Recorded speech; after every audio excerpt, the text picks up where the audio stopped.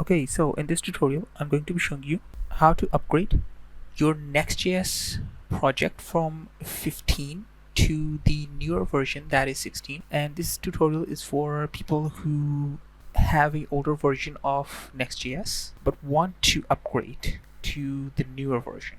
Okay, so let's get started. So right now you can see that I have version 15 and it has React 19 but 19.1.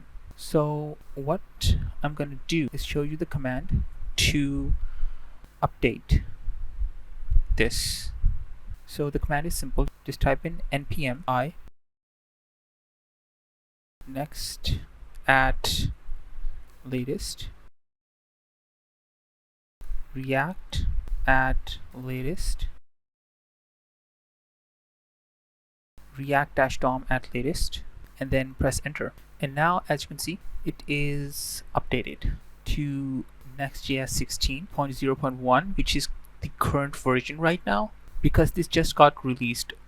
And React has updated to React version 19.2. So I just wanted to show you that if you have a older version of Next.js and React, you can just update them using this command. Okay, so I hope you like this tutorial. Like and subscribe to stay updated on the latest tutorials, and I'll see you in the next one. Bye.